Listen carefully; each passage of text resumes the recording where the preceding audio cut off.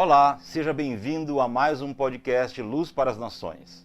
Muitas são as aflições do justo. Não é incomum encontrarmos cristãos sempre com problemas, sempre na luta, na tribulação, sempre no vale, sempre em dificuldade. Parece que a vida cristã é um fardo enorme, porque a pessoa vive numa luta constante. Parece que nunca tem paz, parece que nunca dorme em paz. Mas o texto não termina aí. Muitas são as aflições do justo, mas o Senhor o livra de todas elas, de todas. Amém. Então é motivo de você sempre estar feliz, sempre estar bem com o Senhor. O apóstolo Paulo chama essa nossa batalha do dia a dia como a briga boa, o bom combate, que nós combatemos todos os dias, porque em Cristo Jesus somos mais do que vencedores. Amém. E hoje nós temos um grande vencedor aqui, alguém que Deus tem levantado exatamente para as nações. Nosso amado pastor está nos visitando hoje, pastor Luiz Fernando Pascon. Deus abençoe a sua vida, seja muito bem-vindo ao nosso podcast. Obrigado pelo convite, um privilégio podermos estarmos juntos. Uma boa noite aí a todos que estão nos ouvindo, apesar que alguns vão nos ouvir durante o dia, né? Exato. Mas eu gostaria de dizer, realmente nós estamos vivendo dias difíceis. E Deus, através de Jesus, nos disse em João 16:33, que eu tenho vos ensinado estas coisas para que tenham paz. Paz. A questão que fica muitas vezes, pastor Gisel, será que nós temos aprendido aquilo que Jesus nos ensinou? Será? Será que nós temos colocado em prática aquilo que a palavra de Deus nos garante? Porque o objetivo de todos nós é buscarmos a paz. E a paz, eu entendo que muitas vezes é sabermos que mesmo diante de guerras, de tempestades e de adversidades, nós teremos um destino abençoado. E por isso vivemos em paz. Amém. É uma garantia que o Senhor nos dá. Não importa o tamanho da luta, da tribulação, das situações, o Senhor sempre nos conduz em triunfo. É verdade. É isso? É motivo para você estar feliz hoje, não importa que você esteja... Na verdade, pastor, cada prova... Eu me lembro quando, na escola, enquanto todo mundo fugia da prova, era o dia que eu mais gostava. Porque era o dia que eu haveria de colocar em xeque se eu aprendi ou não. Porque sem esse dia terrível, não tinha graduação. Não tem como você não passar tem a próxima fase, né? Para um novo nível, né? Você nunca passa daquela fase, né? E nós vivemos hoje, talvez, uma das gerações mais aflitas que tem dificuldade para enfrentar suas provas e suas provações. E fazem das crises motivos de paralisia e retrocesso. Enquanto quando a gente olha para a palavra de Deus, todas as crises foram molas que impulsionaram para poder gerar coisas novas, né? O túmulo, aparentemente uma derrota, era o início de uma grande vitória. Uma crise instaurada nos discípulos, na igreja, na promessa, foi aquilo que Deus usou para trazer o impulsionamento para a igreja dos nossos dias de hoje. A maior das crises trouxe a maior bênção de todas. Exatamente isso. E eu fico imaginando Davi, o que seria de Davi se não tivesse um Golias no caminho dele. Porque o Golias foi o que catapultou ele para frente. Porque enquanto ele defendia as ovelhas, estava no anonimato, né? Matou um urso, ninguém ficou sabendo. Matou um leão, ninguém ficou sabendo. Até que chega um gigante. Aí vem outra questão, né, pastor? Muitas vezes nós pedimos milagres para Deus. E Deus muitas vezes não vai nos dar os milagres. Ele vai nos dar as oportunidades que escondem os milagres. Só que para aproveitar a oportunidade que contém os milagres, nós vamos ter que desenvolver ações, atitudes com ousadia e com fé. E este é o recado principal do Evangelho. Amém. Este é o recado principal que a palavra de Deus nos dá. Amém. Você tem atitude? As tuas atitudes estão centradas na tua fé? Então, se você tem atitude e tem fé, você precisa ser ousado diante do Senhor. Amém. O cego Bartimeu era um mendigo que mendigava as portas de Jericó. Sim. E Jesus fez uma pergunta para ele: que queres que eu te faça? Ele poderia ter pedido uma marmita. Ele poderia ter pedido uma esmola. Uma capa nova. Uma capa nova, eu quero. Mas não. Ele sabia que Deus poderia mudar o seu destino. E ele tem uma atitude de fé ousada. Amém. E nós precisamos desenvolver isso. O reino dos céus é para aqueles que conquistam a força. Amém. E nós precisamos saber que a nossa fé nos legitima a sermos ousados, né? E pensando sobre isso, pastor, algumas vezes eu penso sobre o ser humano, já de muito tempo, anseia, almeja voar, né? Parece um sonho. Imagina só nós voando com asas, né? Só que é interessante, o pastor já fez academia? Já. Quando você começa fazendo academia, nos primeiros dias, geralmente o pessoal só faz a matrícula, né? Não vai mais, né? Mas nos primeiros dias, quando você descobre que você tem músculos no corpo e que eles doem muito, inflamam, rasgam, né? É a linguagem das academias. A hora que você começa a rasgar, os músculos começam a ser rasgados pelo exercício, muita gente desiste porque inflama, dói. No entanto, isso é só o primeiro passo. Isso vai te catapultar para uma nova etapa. Então, eu penso que se nós tivéssemos asas, pastor, se nós de repente ganhássemos asas hoje, nós teríamos que exercitar essas asas, os músculos dessas asas, e muita gente ia desistir. Ia ter uma asa enorme, mas rastejando pelo chão. Porque para furar esse bloqueio, essa barreira de entrada, teria que haver um esforço. E na vida cristã, na vida espiritual, é assim também. Sim. Nós nos resignamos, pastor, ora por mim, estou com um problema e tal. Sempre buscando subterfúgio, alguém para se defender, e nunca se lança em fé. É verdade. E olha só, um dos paralelos que nós vivemos na fé é a águia. A águia que voa voos altos. Exato. Mas aí nós estamos prontos para ter o esforço que a águia tem para poder alcançar os voos altos? Nós estamos prontos e preparados para poder viver aquilo que a águia vive? Nós vivemos uma geração em que as coisas imediatas se tornaram uma verdade para muitos.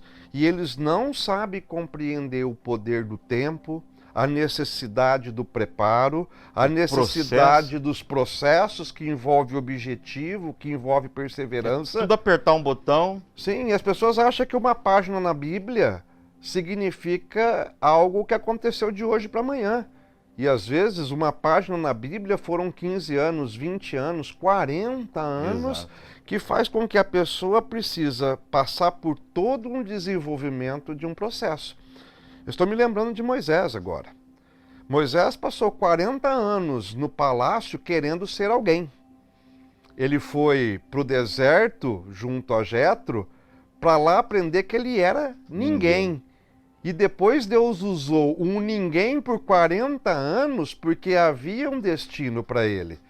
E muitas vezes nós queremos ser algo e não queremos enfrentar os nossos processos da dependência que nós precisamos ter em Deus, né? Interessante que o mesmo processo aconteceu com José. Com José. Imagina o José mimado pelo pai, né? Porque era o filho temporão. E lógico, era quase um neto, né? E Jacó, então, mimando, aquele menino mimado não seria ninguém na vida. Sim. As musculaturas dele, o pai não deixava fazer nada. Não estava forjado. Como que vai poder ser um governador ou alguém importante se não conseguia nem lidar com os próprios irmãos? Então, lá vai o José para a cova, vai vendido como escravo, vai para a casa de Potifar, vai para a prisão, e a hora que ele pensa que agora, eu interpretei o sonho do copeiro, e dali 3 dias ele vai sair daqui. Passou 3 dias, ele pensou, 3 dias e 1 hora já estou solto aqui, né? 3 dias e tudo bem, ele foi fazer a barba, se preparar para encontrar com o rei, servir a taça para o rei. Talvez hoje ele não trabalhe, mas vamos esperar para amanhã. E passou 2 anos, mais 2 anos. Tudo projeto de Deus, plano de Deus para preparar o José para aquilo que Deus tinha para ele. São os processos, né, pastor? E aí você me faz lembrar de algo também.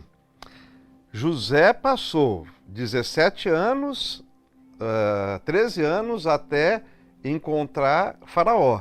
Sim. Enfrentou seus 7 anos de vacas gordas, completando 20. Exato. E mais algum tempo até que ele pudesse receber os seus irmãos. E ali foi a prova final. Muitos de nós queremos poder, queremos autoridade. E nós seremos testados quando tivermos o poder e tivermos a autoridade.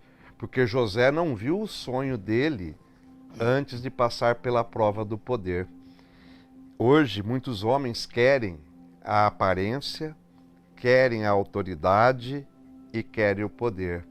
E quando recebem, não passam na prova. Não sabe o que fazer.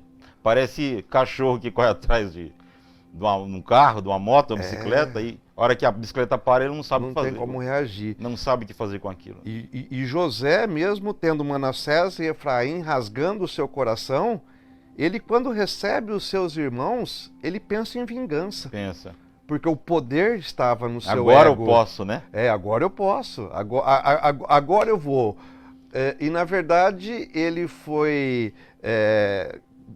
tomado pelo sentimento de amor oriundo de Benjamim e do seu pai, Jacó. Né? Na verdade, até parece que ele já estava se vingando quando escondia a taça, né? Escondia a taça, vai Vou lá, fazer, esse povo aí é um povo maligno. né? Ele já armou uma situação, uma cilada para poder ter um plano de vingança. Mas ali, né? essa é uma das histórias mais lindas da Bíblia, Sim. com certeza, a história do José. E o momento áureo é quando os irmãos descobrem quem José é de fato, né? Quem é o governador, e eles ficam com medo, né? Mas José diz assim, olha, vocês quiseram me fazer mal, mas foi Deus, foi Deus. Esse é o momento que José foi curado, né? Foi Deus. Aquilo que você está passando hoje, não tenha medo, Deus está tratando com você. Não fuja dos processos, né, pastor? Não fuja dos processos. Não fuja dos processos e durante os processos guarde o coração. Amém. Tá? Porque nos processos nós seremos influenciados por emoções tóxicas.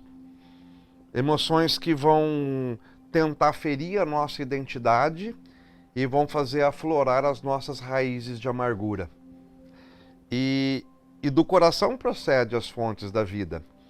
E quando a gente vai lá para Hebreus 12:14, a gente é impactado por algo que Deus precisa tratar em nós. Amém. Seguir a paz com todos e a santificação, sem a qual ninguém verá o Senhor.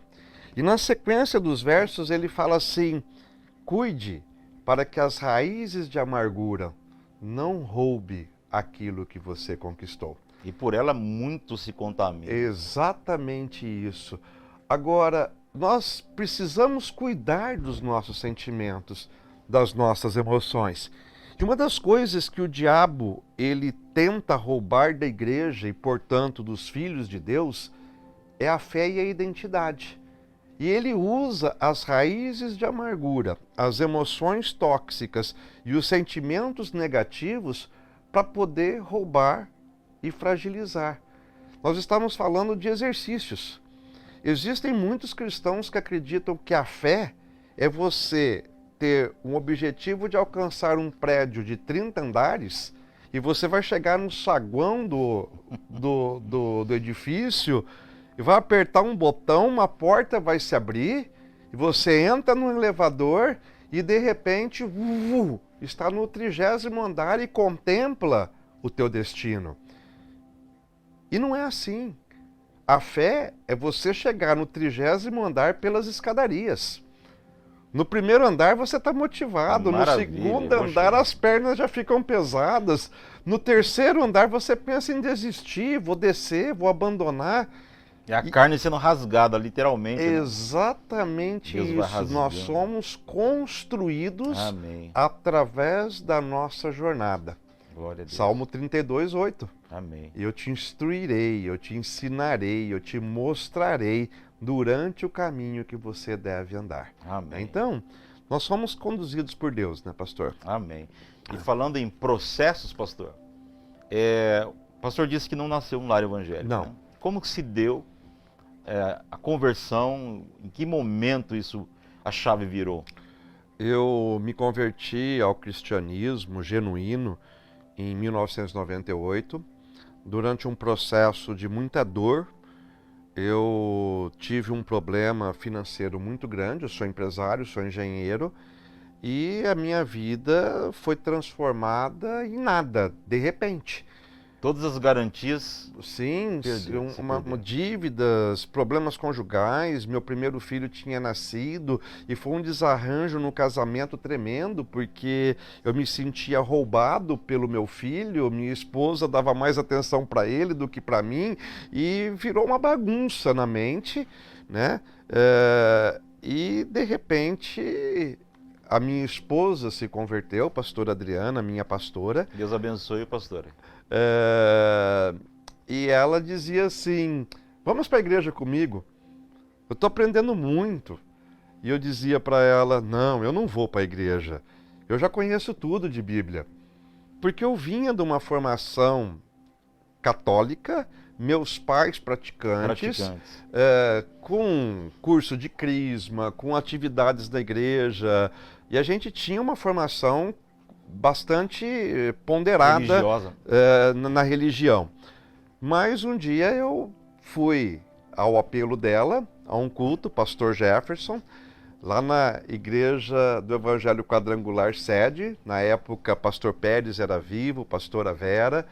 E ali, numa quarta-feira, dia de unção dos dizimistas, olha aí, foi o dia que eu me rasguei diante do Senhor, né? E ali eu considero que foi o meu primeiro dia que eu entrei na presença de Jesus e não saí mais. A gente viveu o primeiro amor ali com o pastor Jefferson, pastor Pérez, pastora Vera. Depois disso, eu fui caminhar com o apóstolo Vale, foi quase 14 anos com ele. Que bênção. E depois, em 2017, quase 2018, nós fomos chamados para poder estar agora junto com a GEPAN, né? Jesus para as Nações. Essa é uma outra pergunta. Em que momento se deu o chamado para o ministério? Porque uma coisa é você encontrar-se com Jesus, né? Ter a sua vida transformada, com a sua família, seus negócios e tocar a vida. E outra coisa é ser chamado para um ministério, né? Para abençoar outras pessoas, para liderar um grupo. Gisele, foi algo assim que eu fui levado a sofrer um impacto na minha família para me tirar da minha zona de conforto. Eu tenho 2 filhos, Luiz Paulo com 24 anos e Luiz Felipe com 22 anos. Tá, Luiz Felipe é casado, Luiz Paulo está namorando. Amém. Deus abençoe essa família. E em 2017, nós fomos surpreendidos com o Luiz Felipe envolvido com drogas, com vícios. Criado sempre dentro de uma igreja evangélica, sempre da doutrina, mas ele tinha se perdido em alguns momentos. E um dos problemas que nós identificamos foi uma orfandade que ele tinha. Ele não conseguia me ver como pai, e eu atribuo isso a uma linguagem de amor desconexa com a linguagem de amor dele. O Luiz Felipe, ele é um menino de ouro, uma joia preciosa, que eu aprendi a amar e aprendi a me relacionar com ele. Amém. Ele é um menino que, se eu não chegar, não abraçar, não beijar, não tiver o contato, ele se sente rejeitado. Porém, eu vim de uma criação italiana, meu pai muito sério, muito rígido, criado pela minha avó, muito séria, muito rígida, e essa afetividade eu não tinha. O amor é comida e roupa e cuidado. Suprimento. Eu era um pai supridor, mas não era um pai afetivamente supridor. E isso fez com que minha família se desestruturasse. Num determinado momento, eu vejo num vídeo do Instagram o Luiz Felipe com um cigarro de maconha na mão. Num domingo, logo após o culto, ele tinha saído para tomar um lanche com os amigos. Naquele momento, liguei para ele e falei: filho, onde você está? Eu quero você em 5 minutos aqui dentro de casa. E ele se desconcertou. Pai, o que aconteceu? Eu falei: não aconteceu nada, eu só quero que você venha para casa.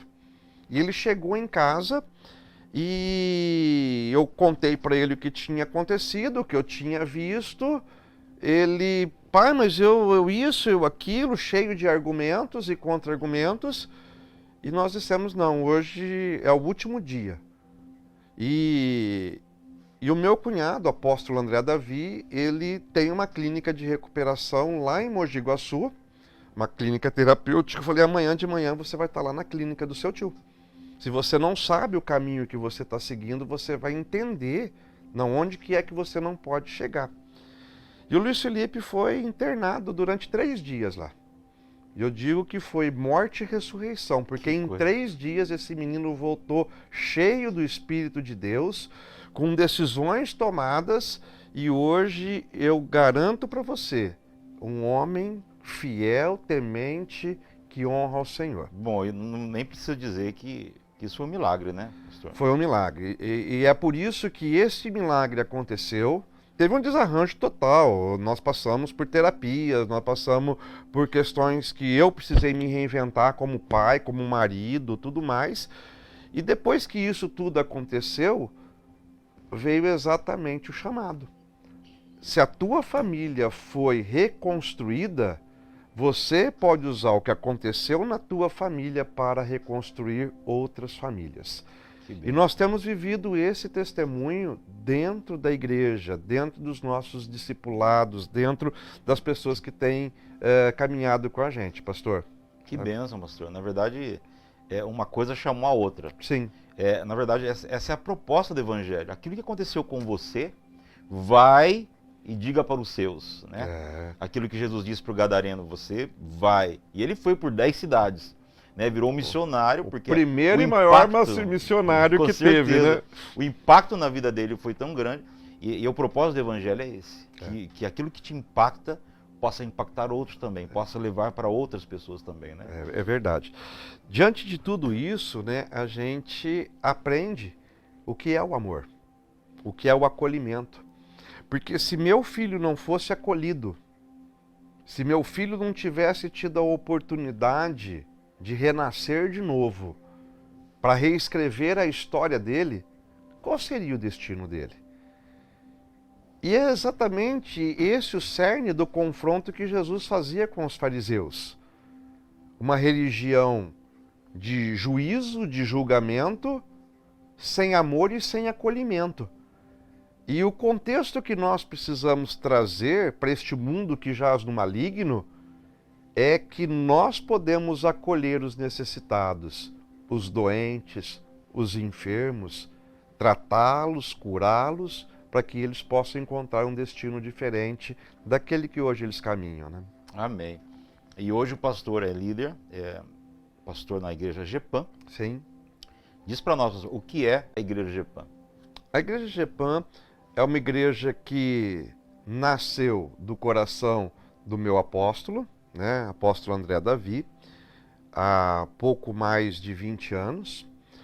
Ela tem um aspecto apostólico e missionário, né? GEPAM significa Jesus para as Nações, e a gente se move debaixo da visão do discipulado, com cobertura do apóstolo Fábio Abud, que é o nosso... Já estive na igreja dele lá em São Paulo. Sim, e com o apóstolo Renê Terranova de Manaus, né? O Abud, uma época, fazia os cultos na Portuguesa, né? Sim, aí continua, depois... Não, ele tem hoje o templo dele, tá? E é uma igreja maravilhosa, e eu acredito que ele já deva ter umas 3 ou 4 igrejas... ligadas a dele. Com o nome dele, El Shaddai. E ele tem uma das maiores regionais do estado de São Paulo, Baixada Santista. Se não me falha a memória, mais de 300 pastores debaixo da cobertura dele. Que bênção. Tá? Grande o ministério. É, né? grande ministério. Nessa época aí da Portuguesa, ainda não tinha essa estrutura toda ainda. Eu acredito que ele estava começando essa época da Portuguesa, se não me falhe também a memória, cerca de 15 anos atrás. Mais ou menos isso, né? Eu estive na época era a igreja, não era na Portuguesa. Eu acho que já era na igreja dele, um café de pastores lá. Ele alugava o ginásio da Portuguesa para fazer os cultos, para fazer os eventos, para fazer os cafés de pastores. Certo. Ele continua com os cafés de pastores até hoje. Que até benção. hoje. Acho que na terceira quinta-feira do mês é café de pastores em São Paulo. Certo. E em Bauru ela se instalou quando?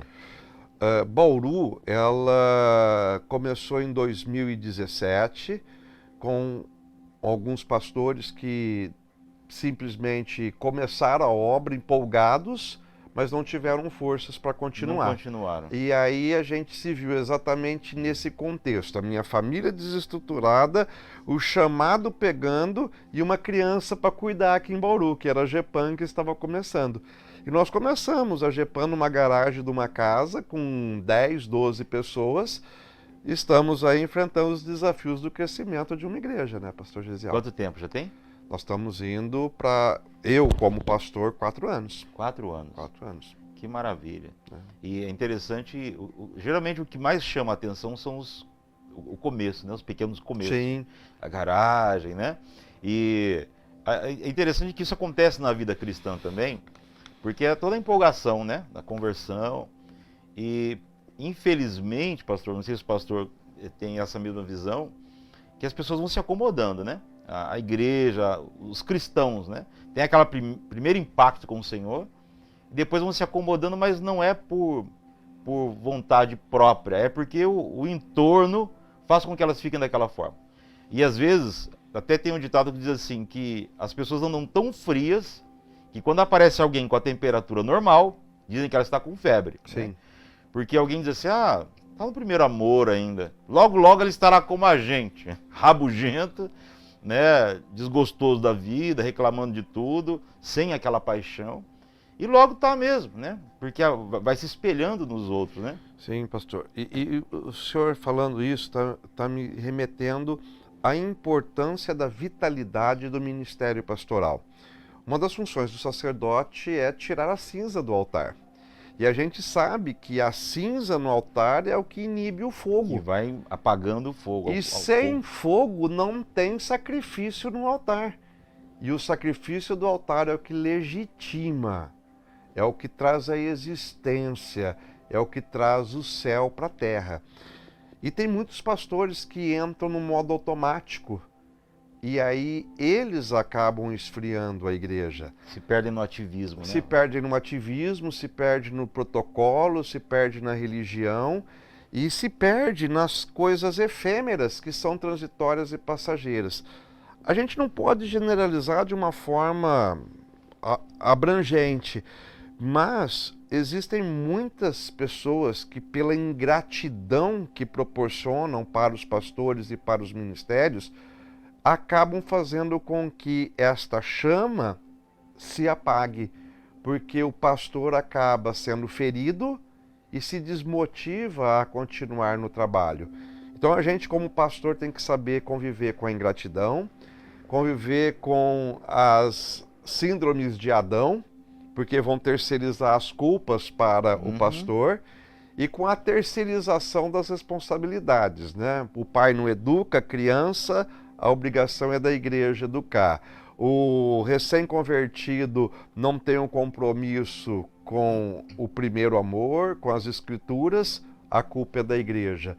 E a gente tem que ir tolerando tudo isso, ensinando e doutrinando, né? Parece que um dos grandes desafios para a igreja de hoje parece que a igreja virou plano de carreira, né? Sim. E isso faz com que as pessoas vão querendo, almejando posições maiores, não para fazerem mais, né? Não para serem mais úteis, mas para serem mais reconhecidas. E quando isso não vem, logo vem essa decepção, né? O desânimo. E isso realmente é algo que afeta muito a qualidade. Porque há um tempo atrás, pastor, o pastor se converteu em 98, mas eu creio que o pastor tem acesso a muita literatura de como a igreja era antes disso, né? Porque aquele trabalho dos missionários, de porta em porta, de não ter muitos recursos nem para comer, às vezes, uma moradia mais simples, porque o vigor deles era ver o reino de Deus crescendo. Não tinha plano de carreira. Sim. Né? Muitos nem... aquela geração parou no pastor e missionário, né? Sim. Não tinha plano de carreira, porque entendendo o propósito dos ministérios, né? Que você ou é profeta, é evangelista, ou é apóstolo, isso não é plano de carreira, Não. né? O momento Isso é responsabilidade pra maior igreja. ainda, é mais trabalho. Paulo dizia assim, olha, eu sou apóstolo, mas eu trabalho mais que todo mundo. Existe um propósito Exato. para isso, que é o aperfeiçoamento dos santos. Dos santos para a obra do ministério. Agora, como que eu quero ter o ministério, mas não quero ser usado com o propósito? É Porque meio é o título. contraditório. Então, se nós não vencermos isso que é contraditório, o propósito se perde. O aperfeiçoamento dos santos, ou seja, nós temos que ser uma igreja relevante neste mundo. E aí, nós vamos lá para Jesus. Ele multiplicava o pão, multiplicava o peixe e as multidões o seguiam. Aí um dia a multidão pega o barquinho, vai atrás dele, achamos o Senhor. Eu sei porque vocês vieram. Eu sei porque vocês vieram sei que aqui. vocês estão aqui. Vocês estão querendo o pão e o peixe. Imagina não ter que trabalhar mais? Aí ele tem um discurso pesado, um discurso duro, a multidão vai embora. E quem que fica? Os 12. Os discípulos. E aí ele confronta os discípulos. Vocês também não querem ir? Vocês não vão fazer falta, não. E ele fala, para onde iremos nós, se só tu tens as palavras de vida eterna? Muito diferente de hoje, né, pastor? É exatamente esse o contexto. Se fosse hoje, a gente ia correr atrás do jovem rico e falar, peraí, Peraí, vamos o conversar. que eu preciso falar para você ser contente? Vamos. O que eu tenho que orar para Não você é ser bem abençoado? assim, peraí, não precisa vender tudo. Aos poucos. Não. Deixar mais barato, né? Ô, vou- pô, vem aqui, peraí, vocês entenderam a mensagem errada, peraí, não vão, não né? é bem assim, né? Então, nesse conceito de quantidade, hoje a igreja está se perdendo. Não teve uma questão assim, pastor, meio de Herbalife? Sim. Olha, o seu sucesso a gente vai ver e avaliar pelo número de pessoas, né? Vamos ver quanto de dinheiro entra na sua igreja. O resultado está sendo distorcido. Arrependei-vos, é chegado o reino de Deus, foi a primeira frase que Jesus disse quando ele começou a pregar. E nós temos pregado isso? A nossa mensagem tem sido essa? E que se for muito dura, o povo vai sair da igreja, né, pastor? Aceitar o antes de Cristo e o depois de Cristo como um marco temporal é fácil. Todos nós sabemos que Cristo existiu. O que tem sido difícil é convencer que Jesus vai voltar. Que Jesus está voltando. Até parece que Jesus fala, tô voltando, espera mais um pouco. Jesus. Dá tempo ainda. Espera um pouquinho, eu não cheguei lá ainda, Senhor. Né? Então, nesse contexto todo, nós precisamos falar mais das palavras de vida eterna. Nós precisamos falar de eternidade, nós precisamos falar de princípios do reino.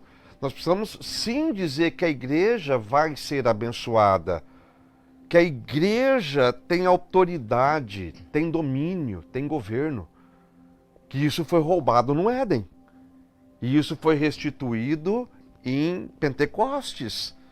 O poder que veio é para que nós possamos governar, dominar, termos autoridade, mas nós precisamos olhar para o céu. Amém. Os discípulos, quando viram Jesus subindo, os anjos apareceram e disseram, vocês estão olhando por quê? Ele vai voltar. Da mesma forma que ele subiu, ele vai voltar. E aí os discípulos voltam para Jerusalém.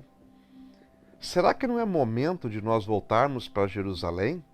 Para os primórdios, para os princípios e restaurarmos aquilo que se perdeu ao longo dos séculos?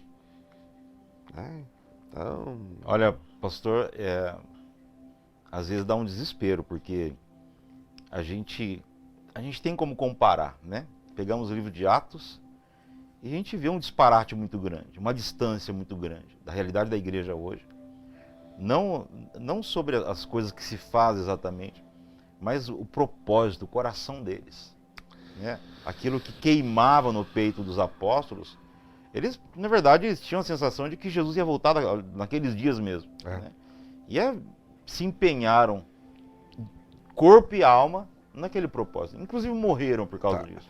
E falando dessa questão de poder, dessa questão de empoderamento dos ministérios, né? A gente se pergunta, o ID está se cumprindo? Nós temos visto sinais, milagres, maravilhas. Nós temos visto os coxos andando. Nós temos visto os cegos enxergando, os surdos ouvindo. Ou nós temos visto um evangelho que se tornou Herbalife, um modelo de êxito, um modelo de sucesso. O coach no altar, formando mais púlpitos prosélitos do que convertidos. Exatamente isso. Qual a fé que está sendo fomentada? A fé do camarada que vê um milagre e fala, eu desejo isso para a minha vida? A fé que vê o manifestar de um dom espiritual e fala, realmente isso é de Deus? E nós temos convivido com muitas coisas que são barulho, mas não são avivamento. E nós precisamos saber que o avivamento vai vir com sinais, com milagres, com maravilhas.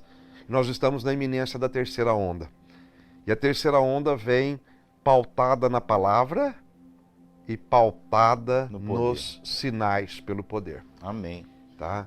Vai ser uma geração madura. A geração que frutifica. E na verdade dá um arrepio, pastor, porque a gente não está vendo essa maturidade, né? Parece que esse avivamento não vai vir tão cedo, né? Exatamente por isso, nós vemos muita a barreira de entrada, eu digo para a igreja, não para o evangelho. Sim. A barreira de entrada é muito baixa, né? Sim. É muito fácil entrar para a igreja. Já não é mais uma perseguição e nem é discriminatório você dizer que é crente, que você é evangélico, não, né? faz sentido. Então, tipo assim, a porta ficou aberta, você vem, você quer ser um empresário de sucesso, vem que nós vamos orar, colocar a mão na tua cabeça, você vai entregar uma oferta aí, Deus vai abençoar, essas coisas, essa meio macumba evangélica, né? A segunda tentação de Jesus segunda, não mudou. deixa, não mudou. É interessante que o diabo não mudou a tática, não precisa mudar, né? Não tentarás o Senhor teu Deus, Deixa todo mundo isso. se esquece, né? E então a gente percebe que a barreira de entrada é tão pequena, mas a qualidade dos cristãos. Parece que esse impacto com Jesus, esse negócio, Jesus mudou a minha vida. Geralmente as pessoas falam, eu entrei para a igreja, né? Depois que eu entrei para a igreja, minha vida foi melhor, tal. Mas tem aquelas pessoas que dizem assim, depois que eu conheci a Cristo, depois que eu conheci Jesus, depois que o evangelho mudou a minha vida, parece que é alguma coisa lá de dentro, lá do fundo do coração, uma experiência radical. E a gente vê muito pouco isso. É lógico que muitas pessoas nesse processo vêm de qualquer jeito, vai indo, até que um dia, né, como o pastor disse, vira a chave, né? Glória a Deus, né? Mas eu creio que Deus realmente quer uma igreja assim, comprometida, madura, né?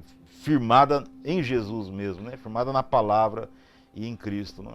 Mas essa é a igreja que vai subir.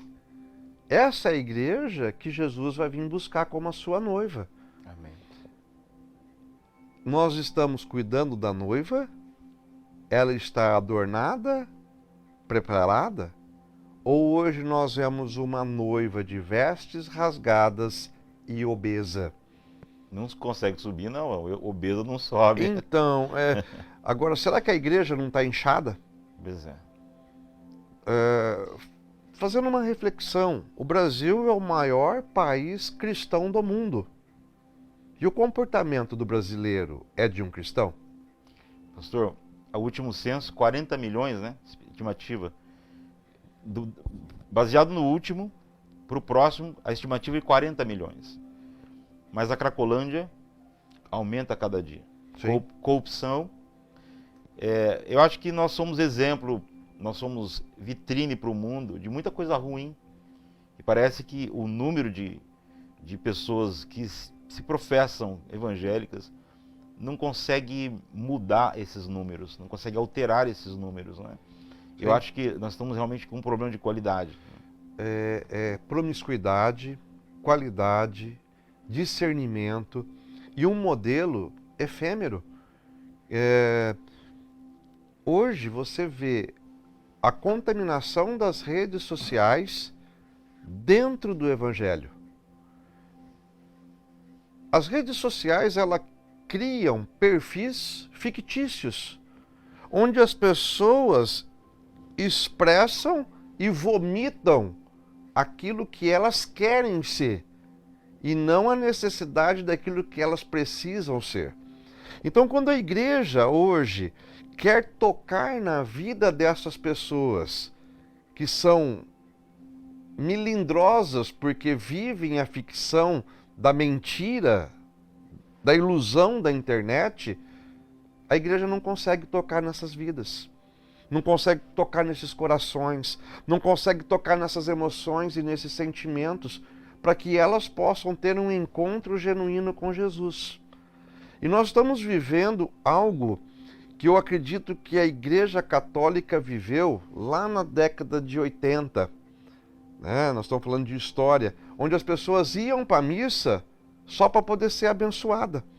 E nós temos visto pessoas indo para a igreja só para serem abençoadas. Elas não estão prontas e preparadas para resolver os seus problemas com Deus, para que se tornem modelos de evangelho, modelos de cristãos. E isso tem distorcido muitas coisas, né? E a igreja, quando os primeiros cristãos foram chamados de cristãos, era porque eles se pareciam com Cristo. Se fosse hoje, esse termo não seria cunhado. Né? Nós não teríamos cristãos, né? Justamente por não haver essa semelhança, né? Não haver essa identificação com a pessoa de Cristo. Parece que Cristo ficou na parede de fato, né? Uma figura histórica, né? Um homem bom, caminhou por aí, do lado de Gandhi, né? E de outros homens. Mas essa essência, pastor, quando propus no meu coração a chamar os pastores aqui para essas entrevistas, é exatamente desenterrar de dentro do nosso coração os primeiros começos, o chamado. E uma das coisas, pastor, que eu percebo assim, que é muito perigoso para os homens de Deus, é fazer alguma coisa que dá certo, que está indo legal, mas que não foi aquilo que Deus chamou para a gente fazer. Porque se dá errado, bem-aventurados são aqueles que vão fazer alguma coisa que não está na vontade de Deus, que dá errado. Isso é bênção. Eu até falo para muitos, o pastor sabe que nós tínhamos a clínica de dependentes químicos, né? E uma coisa que eu falava para eles é assim, olha, às vezes a cadeia é bênção. A cadeia é bênção, né? Porque o cara, principalmente se for a primeira vez que o cara vai roubar, fazer alguma coisa, já leva uma paulada de uma vez, é a chance para ele voltar, né? E essas crises, na verdade, é para ajudar você, é graça de Deus. Agora, você está fazendo alguma coisa que está dando certo, mas não é o que Deus te chamou para fazer, eu acho que o cara está mais longe do que aquele que levou uma paulada, né? Aquele que caiu em desgraça em alguma área. Deus pode lá restaurar de novo. Você vai fazer aquilo. É o Jonas, né? É o Jonas. Já pensou se o navio dá certo? Se o navio vai para Tarsis, né? Vai tudo bem, maravilha, né? O navio vai embora, o Jonas vai para uma ilha deserta, tomar uma água de coco. Aquela nação toda teria se perdido. Nesse sentido, a gente precisa ter cuidado com o homem interior. Porque o homem interior é vaidoso. Jeremias 17:5, né? Começa no 5, né? Maldito é o homem que confia nele próprio, maldito é o homem que confia nele mesmo. E enganoso é o coração. Né? Então, nós precisamos ter cuidado, porque nós percebemos que o ministério, ele é atrativo para o ego. E existem pessoas que se sentem atraídas por esse poder que o ministério traz. Você vai ter relacionamentos, você vai ter pessoas, você vai ter autoridade, você vai ter muitas coisas que vão chamar a atenção e que seduzem. Né? Agora, a questão é, nós estamos dispostos a pagar o preço? Nós estamos dispostos a lavar os pés? Nós estamos dispostos a passar por Getsemane, sermos moídos, prensados e dizermos, não é a minha vontade, é a tua vontade. Na cruz não tem romance. Não tem. Não tem romantismo na cruz. Hoje a gente vê crucifixos nos peitos, né? E as pessoas carregando aquilo como se fosse uma joia, um romance. Querido, não tem romance na cruz, tem dor, tem sangue, tem sacrifício.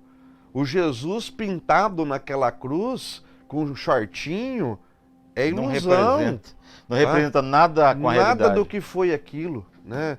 Tá? Então, nós necessitamos ter a referência correta do preço que foi pago para nós estarmos aqui hoje, né? Amém. Pastor, uma das orações que eu tenho feito diante do Senhor, que eu não sei se seria muito bênção se ele respondesse, é um choque de realidade, um batismo de amor, porque se nós entendêssemos de fato o que aconteceu, a nossa realidade espiritual, nós não seríamos os mesmos. Nós não faríamos as coisas que estamos fazendo, nós não deixaríamos as coisas para amanhã, nós teríamos um senso de urgência muito maior, que talvez seria até impossível respirar, viver, porque o inferno é real, o mundo espiritual é real, o tempo está curto, e às vezes a gente perde tanto tempo com coisas. Eu falo para minha esposa, uma das coisas que a gente chora diante do Senhor é que nós temos tão pouco tempo para fazer tanta coisa, que às vezes dá um desespero de por que eu não estou fazendo aquilo que era para fazer? Né? Por que estou fazendo pouco? Por que eu não consigo fazer mais? Né? Porque esse peso, acho que o mundo plástico nos seduz muito e a gente perde muito tempo. O homem, nos últimos 20 anos, ele acelerou o tempo. Só que ele acelerou o tempo e, na mesma forma que ele acelerou o tempo, ele se fechou num ostracismo. Então, nós vivemos um crescimento da insegurança pública. O que o homem fez? Foi para o condomínio fechado. Quem tem dinheiro para morar numa casa no condomínio fechado, resolveu o problema de insegurança pública? Não, ele só se escondeu do problema. Se isolou do problema. Se isolou. Nós vemos pessoas morando em edifícios de 30 andares, onde tem 100, 120 famílias que moram ali. Ninguém. E o vizinho de parede dele, do apartamento, ele não sabe o nome. E esse senso de urgência que tem se perdido. Porque as pessoas se cumprimentam num estereótipo de que está tudo bem, com medo de se expor para ser curado. E toda ferida para ser curada precisa ser exposta. E esse senso de urgência que nós estamos perdendo é exatamente o senso de urgência que tem feito com que a igreja clame para os campos que estão prontos para a colheita. E não tem quem vá colher. Pastor, há 2000 anos atrás, Jesus já falou que o campo já estava branco, naquela época. Imagine hoje, né? Rogai ao Senhor da Seara que envie trabalhadores para a sua seara. E eu creio que esse é um dos desafios da GEPAM, GEPAM Bauru, formar discípulos para ganharem discípulos, não é, pastor? Exatamente isso. Nós cremos que ovelhas geram ovelhas, né? E é o modelo do pastor que tem cheiro de ovelha que vai fazer com que o rebanho reconheça a sua voz. E é interessante, pastor, que muitas vezes a igreja se torna um campo de batalha, o convívio, né, dentro do templo se torna um campo de batalha, porque a igreja perde o seu propósito. É uma casa, como eu costumo dizer, uma casa de tias velhas, não tem criança. Uma casa que tem criança, o pastor entra na casa que tem criança, o pastor conhece muitas famílias, visita muitas famílias, é notável quando você chega numa casa e sabe que tem criança, porque as coisas estão fora do lugar, né? Tem os brinquedos esparramados pelo chão, mas existe alegria naquela casa, existe criança.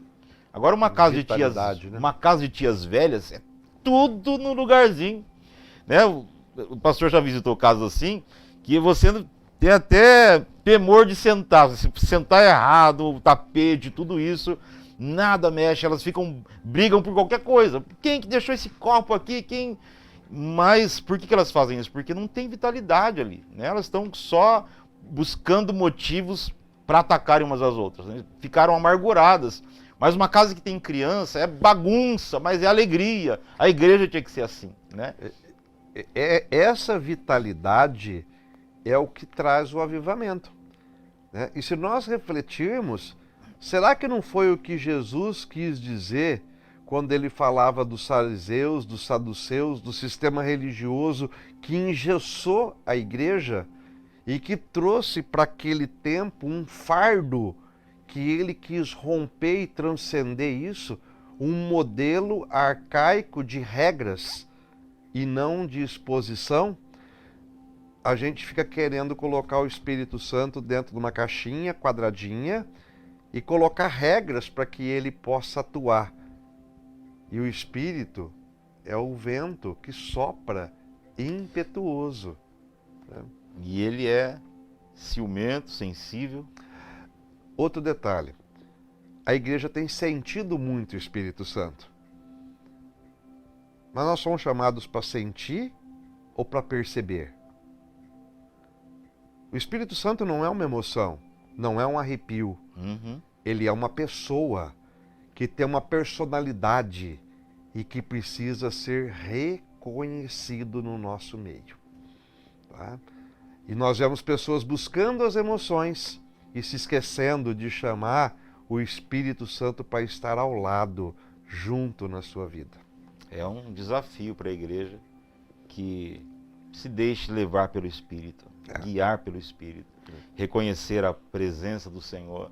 E é interessante que um pastor falou que na igreja dele, embora nós reconheçamos e falamos que a nossa igreja é guiada pelo Espírito, ele disse: a nossa igreja não é mais guiada pelo Espírito. Nossa igreja tem um grupo lá de 7 irmãos que a gente manda na igreja. E eles disse que tem uma... era mais de 7. Ele diz: a nossa igreja é uma hidra que não tem 7 cabeças, uma hidra com várias cabeças. E acho que eu já falei isso aqui, que ele disse que na igreja dele tinha as reuniões de liderança e às vezes levantava um assunto e o assunto ficava meio polêmico, meio pesado, e às vezes discussões, os ânimos se acirravam. E estabeleceram assim, quando acontecer isso, qualquer um levanta a mão e diz: olha, o assunto encerra aqui, acabou. A partir desse momento, ninguém mais toca no assunto, só na próxima reunião. E aconteceu. Chegou no dia lá, papapá, e alguém só... eu quero que encerra. Acabou. Ninguém fala mais nada, nem um pio, acabou a reunião, vamos orar e encerrar a reunião. Um irmão levantou assim: pastor, eu creio que Deus está falando alguma coisa que eu queria falar. Não, Deus não está falando. Deus não está falando, Deus não vai falar mais nada hoje. Então, tipo assim, talvez aquele irmão tivesse, de fato, uma direção de Deus, né? Assim como Paulo diz: não tem ninguém entre vós que... um sábio entre vós que resolva essa questão. Mas como a igreja tem as cabeças pensantes mais inspiradas que o Espírito Santo, então ele não tem muita maneira, muita liberdade para atuar, né? Pastor, existe algo que a gente precisa compreender. Por mais que o ministério nos aperfeiçoe, nós continuamos sendo seres humanos. Quando João escreve as cartas às 7 igrejas, em todas elas tinham comentários, tinha recomendações e, de certa forma, havia fragilidades que foram expostas. Sim. Ou seja, onde o homem estiver, ele levará a sua fragilidade à tona, naquele lugar, naquele ambiente. Será que nós precisamos nos calar? Será que nós precisamos falar? São perguntas que nós precisamos fazer, mas nós precisamos sempre começar a dar mais espaço e legalidade para o Espírito Santo. Nós vivemos ritos do culto, nós vivemos modelos de culto, nós vivemos o pode ou não pode, mas será que é assim que funciona quando o Espírito quer agir? Será que é assim, pastor? Diante de Cornélio, como que foi que Pedro foi confrontado? Será que existe uma regra? Se fosse pela regra do Pedro, aquilo nunca teria Nunca acontecido. teria acontecido. Ele estaria falando até hoje lá. É exatamente isso. O Espírito Santo não ia descer nunca. Ele... Eu não sei como seria o final da mensagem dele. Muito bem, o negócio é esse, tchau, acabou, se virem aí, estou indo embora. E será que nós estamos sensíveis a isso? Será? Será que se o Espírito Santo falar assim, rasga teu sermão hoje, nós vamos rasgar o sermão? Será que se o Espírito Santo falar hoje não vai ter sermão, vai ser só oração, nós vamos colocar os joelhos no chão e vamos orar? O problema, pastor, é nem colocar isso na equação, nem supor que isso possa acontecer. É tão metódico, né? É tão programado, é tão engessado, que a gente nem considera que o Espírito Santo vai fazer isso. Na verdade, a gente tem um pouco de receio, né? Quando, sobretudo os grupos mais históricos, mais tradicionais, acho que se a gente liberar para o Espírito Santo, ele vai fazer muita bagunça, né? E é interessante que aquilo que o Paulo diz assim, ó, fazer tudo com decência e ordem, parece que o Espírito Santo tem uma opinião diferente do que é ordem, né? Porque aquilo que aconteceu em Atos 2 estava longe de ser ordeiro na maior parte da opinião dos cristãos, né? Era gente que estava esquisita e embriagado. Não estão embriagados, estão pensando que eles beberam alguma coisa. Não foi isso não, né? Então parecia que estava acontecendo alguma coisa fora de ordem ali, um monte de gente falando ao mesmo tempo, que é uma coisa escandalizaria muita gente, né? Parece que a gente montou o negócio, o nosso Lego, de tal forma que não deixamos o Espírito Santo agir, né? Não tem espaço para ele. Mas será que essa é a igreja que o Espírito Santo quer frequentar? Com certeza não, né? E às vezes a gente fica querendo forçar a barra. Vem Espírito, vem Espírito. E ele não vou. Ele fala assim, eu não estou sendo bem-vindo aí, porque quando eu quero fazer, vocês não estão deixando. É interessante que essa resistência ao Espírito, ela tem uma consequência. Quando você vai resistindo, daqui a pouco nem precisa resistir mais, porque o Espírito Santo já nem vem mais, nem propõe mais. Mecânico, né? Já fica assim, né? Você já fica isolado do Espírito. Nesse sentido, o Evangelho se tornou um Evangelho barato. Né? Porque como que a gente fala do Evangelho sem o Espírito Santo, sem o novo nascimento, sem santidade? E se falar hoje de santidade dentro das igrejas, a igreja esvazia e a do vizinho enche, né? Não é? Porque as pessoas migram, né? Verdade. É duro o seu discurso, né?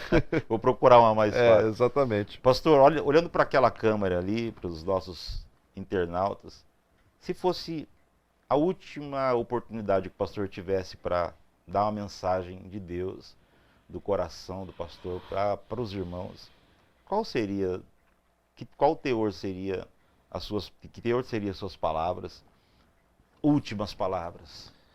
Eu diria o seguinte, começando pelo início da nossa reflexão. Você pode estar passando pela dificuldade que for, pela circunstância que for, pelo problema que você estiver passando. Porém, existe um que lhe prometeu, que lhe garantiu um destino. E o destino é uma herança irrevogável que Deus deixou para nós. Só vai ter a herança aquele que reconhece a paternidade do Deus vivo. Amém. E assim eu queria lhe dizer, não importa o que você está passando, não importa o seu passado, o que importa é que Deus tem uma promessa para a sua vida de um destino eterno, que nada compensa você abrir mão dele. Amém? Está dito. Podemos orar, pastor? Podemos, claro. Pode orar por eles, então. Feche seus olhos. Amém.